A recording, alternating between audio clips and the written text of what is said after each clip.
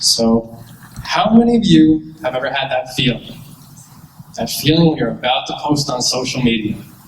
So you start to look on Facebook, Instagram, Snapchat, and TikTok for the older people in the room. So you're about to post something, you look at your picture, you start thinking to yourself, did I filter this right? Does the caption look good? Do all these hashtags make me look needy? Unfortunately, that's the world that we live in today. This is the world that social media has built for us. So what do I mean by that exactly? A world that social media has built for us. Let's go through some numbers. According to a recent study that took a sample of people who use social media, they say that about 4 hours of our day is spent on our phones. So for 4 hours, we're constantly going through our phones, scrolling through all these different platforms, and seeing images of things that people put out there to show the best online versions of themselves. But remember, it's only the highlights, never the story, sometimes not even the reality. Can you imagine the type of effect seeing those images can have on somebody's self-esteem? A little confused? Let's go into the numbers a little bit deeper. So on this study, they took a survey, and they found out that about 60% of the people who go on social media platforms say their self-esteem is affected negatively. Another survey said that about 50% of the people who use social media found that their relationships are affected negatively. So that's their friendships, relationships with their parents, relationships with their friends. And then another question came up, 80% of the people who use social media admit that the easiest way to be deceived by people is through the platforms. So what does that say about us exactly? Human insecurity tends to get triggered by what we see out there. Social media is this platform where everybody's putting out those best online versions of themselves, and it causes our anxieties, our social pressures to kind of affect the way that we are. Let me tell you a story about this one character. Let's call him Social Joey. So Social Joey, he's on his phone 24/7, much like myself, much like a lot of the younger people in the room, I'm sure. And Social Joey is scrolling through Instagram all the time. He's scrolling through TikTok, all these different platforms, whatever it may be. So he's coming across all these different images. He sees his friends getting married, he sees people getting promoted, people traveling, people going on vacations, and whatever else people like to flaunt and put out there on these different platforms. So, how do you think Social Joey would feel? He actually is a hard worker. He does what he can. Unfortunately, he hasn't been lucky enough to experience a lot of these things that he's seeing out there. And that brings me to this question. So, are we living lives for ourselves, or are we living life based on how society projects how we should live? So take it back to Social Joe. If he wasn't constantly reminded about all these images that he saw on the platform, constantly reminded about all the experiences that he'll never have, would he be upset? Let me give you a personal example. So like they mentioned, I am an entrepreneur. That means I own a business, and I'm lucky enough to own a couple of them.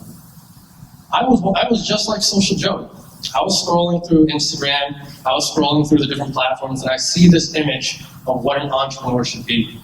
I watched a lot of Shark Tank, I saw different things that are out there, and I saw people showing off their fancy cars, private jets, they got all this money, all these fashion and whatnot.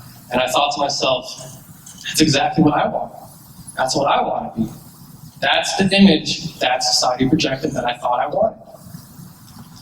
So it wasn't until I came across this idea of being self-aware that kind of made me understand who I really am, what really makes me happy. So a lot of people are getting more aware of this term, self-awareness. What does self-awareness really mean? So being self-aware means you're in tune with your emotions. You're in tune with everything that makes you you. You're in tune with your likes, your desires, your wants, your needs, everything that makes up the type of person that you are. You have the ability to, in the moment, understand why you're reacting a certain way, why you're feeling some type of way, and why your actions happen the way you do. and you inside can understand them. So today, I want to really focus in on what makes each one of you, you. I want you guys to leave here today with being a little more self-aware and understanding why you may act a certain way that you do, why you might not be happy about it, and what you can do to kind of change that and understand that more about yourself. Helpful for me, that I think will be helpful for you, that you can do right even today. So my first tip towards self-awareness is ask your friends. So they always say that you're the average of the 5 people you spend the most time with. So ask those 5 people and listen carefully and listen to what they have to say about you. The good things, the bad things, and everything in between. That's the best way to get a third party point of view of how other people view you. So when you're looking at yourself and you try to dissect the type of person that you are, sometimes your insecurities will hold back on the truth. So talking to your friends and really getting an understanding of how they perceive you, I'm sure that's how people who aren't your friends and others may perceive you as well. The second tip I really want you guys to do is to take a personality test. This is the easiest and most fun thing you can do to kind of get a foundation of a basic understanding about yourself. These personality tests were designed to ask you questions that trigger different emotions and thoughts, and that will give you a basic understanding of why you think this way and what your motivations are. So use them. There's a bunch of them out there, and that's what they're there for, to give you more self-awareness about the type of person that you are, the type of person you want to be, and how you can get there. The third thing I want you to do is you're going to look back at your past and create a timeline. You're going to look at all the major events in your life, good and bad, maybe put them down on a piece of paper, and kind of show what type of events impacted you the way that you got to today. And really narrow it down.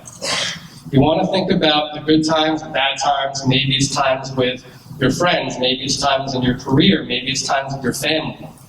This timeline of events can really show you what has impacted you to date and why you are the person you are today.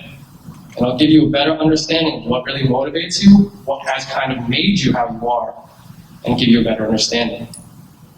My fourth tip kind of takes that a step further.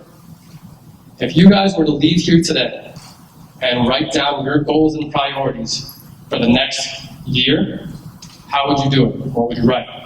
If someone came up to you and said, look, the end of the world is coming at the end of 2020. You have 14 months to live. What would you do for the next 14 months? That's a decent chunk of change. That's a life-changing amount of time. Would you spend more time with your family? Would you spend more time with your friends? Would you go for a goal that you've always wanted? Would you travel the world? Writing down your goals and priorities and have it staring at your face every day will constantly remind you what motivates you, what drives you, what makes you want to be the person that you're trying to be. And the fifth, and then the most important tip, is the simplest. Ask yourself why. I'm not talking about once. Definitely not talking about twice. Ask yourself why at least 3 times. It sounds a little bit redundant, but every time you ask yourself why, you're taking another layer off and getting deeper to the true root of what you're looking for in every situation, in every emotion, and what you're trying to do. So let's put this theory into practice. So I'm going to come up with an example that I think a lot of people in the room can relate to today. Today, everybody made a decision, a conscious decision, to be here at this TEDx event. And mind you, you had the option to be here. Granted, it's invite only, but you chose to be here tonight. So that brings us to the first why we're going to ask. Why did you come to this TEDx event? So if I were to ask somebody in the room, I would imagine, I heard TEDx is super inspirational. I got invited and I wanted to check it out. So that's the first why. You came here to be inspired. There's TEDx on YouTube. There's TEDx everywhere else. You can look up different things that can inspire you. So is that really why you're here? Let's take it a step further. So you want to be inspired. Why do you want to be inspired? I want to get a good advice. I want to get advice that I can apply to my everyday life. Okay, so you want good advice. Very similar to the first one, you can get good advice elsewhere. I'm sure most of you who are here today aren't here for a specific speaker, aren't here for a specific piece of advice that you're looking for. You're here for some reason other than just being at this TEDx event. So let's take it one more layer deeper. Why do you want good advice? Because you're all here working on becoming a better person and a better version of yourself.